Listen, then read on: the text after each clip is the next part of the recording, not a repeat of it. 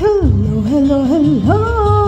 Ayan, welcome back to our vlog. And for today's video, ayan guys, nandito tayo ngayon sa Al Bujairah Heritage Park. Dito lang yan sa Riyadh, Saudi Arabia. At ayan, nakikita nyo guys, napakarami ng mga lokal. At kasama ko din dito guys, ang aking mga ka-company. Ayan. So nakikita nyo guys, super dami, bugsuan talaga dito ang tao dahil free entrance. Ayan, for the free lang tayo guys kasi mahal ang bayad. Kaya sinulit na natin ang free. At dito sa bungad guys, nakikita nyo naman diba kanina pa siyang tumutugtog. Meron dyan Arab music. So ayan guys, live po iyang music. Ayan. So tingnan nyo at pakinggan nyo muna ang kaniyang music na tugtog. Ayan, wow! Guys.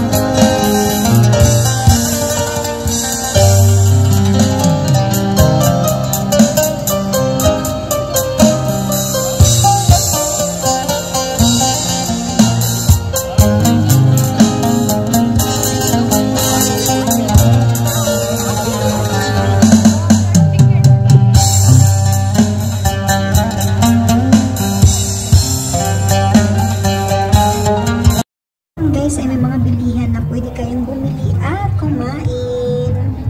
Tata naman dito guys, ayan, naglakad na kami papunta dyan sa kanilang heritage. Ayan guys, yan ang kanilang tinutuluyan noong unang mga panahon. So, doon sila dyan mapa. At guys, may mga area dyan na pwede nyong pasukin katulad ng mga kanilang museum at kanilang mga sasakyan or kanilang mga gamit noong unang panahon pa guys. Ayan, papasilip ko sa inyo guys, don't you worry, makikita nyo lahat dyan. So ito yung kanilang daanan, napaka-elegante guys, ang ganda-ganda dyan tingnan guys. So sa baba ay highway, tapos doon sa dulo, yan po ang kanilang lugar noong unang panahon, mga tirahan ng mga Saudi lokal. So ayan na nga guys, so bali naglalakad na ako dyan, papunta na doon sa kanilang pinaka tinitirhan. Ayan guys, napakahaba nga lang ng kanilang walk-in. So ayan guys, marami akong mga lokal na nakakasalubong dyan dahil marami nagpuntahan dyan guys. So ayan yung highway dyan sa baba guys, napakaganda ng area. At mabuti na lang guys, hindi siya mainit ng pagpunta ko dyan. So happy lang ang everybody. Ayan, so madami ding mga ibang lahi rin na nandiyan na nakita ko at nakasalubong ko. At dito guys, yung kanilang loob, parang pinaka-lodge nila guys. So pwede kayo dyan mag-CR, magtambay, mag-coffee, whatever you want guys. Basta ayan, tambayan, pahingahan. So ito pala yung mga pictures nila. Ayan guys, yan ang mga picture frame noong unang panahon, mga ginagawa nila dyan sa area na yan. So ayan, pasilip ko sa inyo isa-isa ang mga pictures. So ayan, diba, napakaganda, napaka-heritage talaga guys, diba? Ayan, yung mga pintuan, mga building nila, structure, kung ano dati ang pagkagawa, ayan. So, makikita nyo naman guys sa mga picture. So, diba, paano nila nagawa yung ganyan, diba? Napaka-amazing, ayan. So, siguro natin dito ay ginawa nilang mga parang theater na pwede kayong magsadula or maggawa ng konting kasiyahan dyan. Kasi sa area na yan dyan, sa harapan guys, meron siyang malawak na space na pwedeng gawan ng dula-dulaan or whatever na event. So, ayan guys, nandito na tayo ngayon. Ayan. Yan ang sinasabi ko guys, sa panakaharapan nila meron silang mga malawak na space. O, diba? Ganyan kalawak guys ang space sa harapan.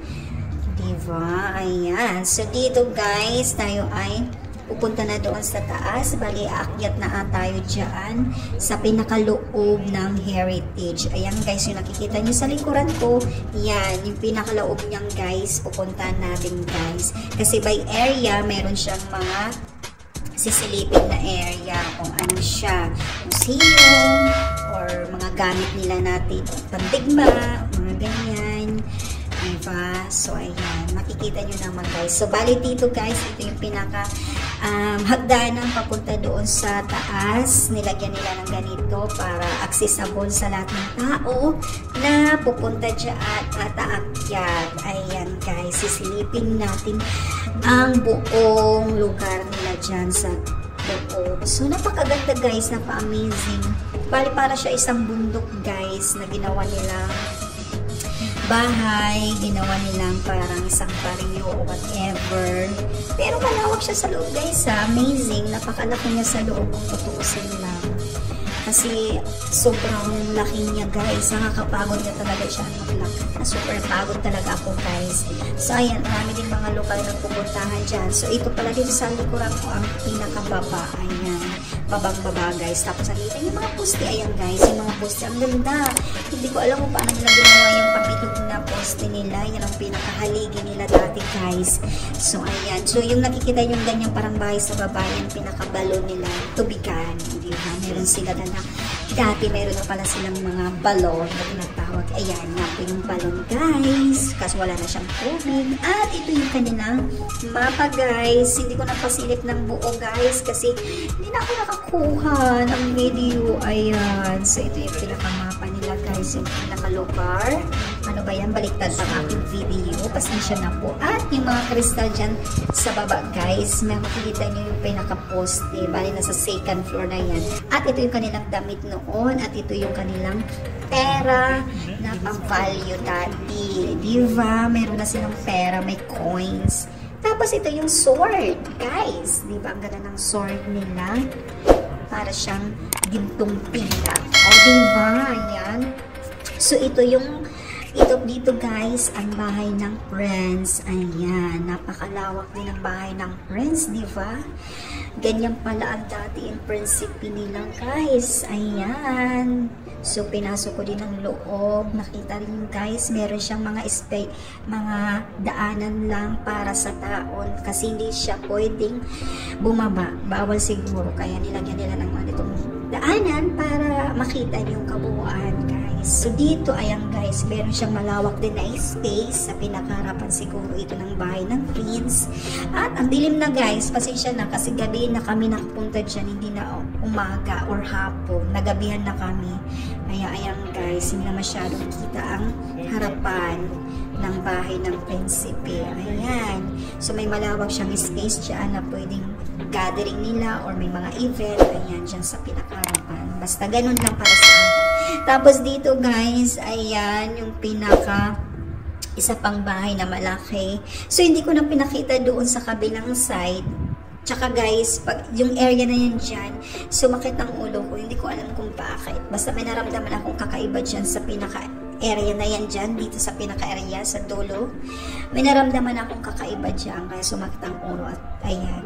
pinasilip ko lang sa inyo. At sinabi ko lang sa inyo guys na mayroon akong ibang naramdaman dyan. Ayan. So nakakaiba, naka-amazing lang guys dahil itong semento na yan guys, napakaganda. Nililok talaga nila. At dito guys, ayan ang pinakataas. Pinakatuktok na siya. So ayan yung kanina nakita ko yung mga poste. Yan yung mga poste kanina yung dinaanan ko sa entrance. At ayan ang makikita mo. Napakaganda ng view. Diba? Kasi para siyang bundok na ginawa nilang tirahan. O, diba? Kitang-kita mo dun ang baba. Diba, guys? Napakataas talaga niya, guys. Napaka-amazing ang pagkagawa nilang kanilang lugar dati na tinirahan. So, ayan, guys. So, sa mga hindi pa nakakapag-subscribe sa aking YouTube channel, i-click nyo lang ang red button. Yan, dyan sa baba. Best Labo, ayan ang aking YouTube channel guys. Maraming salamat sa inyo, walang sawang pagsasubaybay sa aking mini vlog at hanggang sa muli. Kaya update ko lang kayo guys ha. At dito guys, pauwi na kami dyan ng aking mga kasama. So marami pa rin mga Sauding lokal na nagdi-visit dyan. At ito yung pinaka-pader nila guys. Maraming salamat, hanggang dito na lang po tayo. Bye!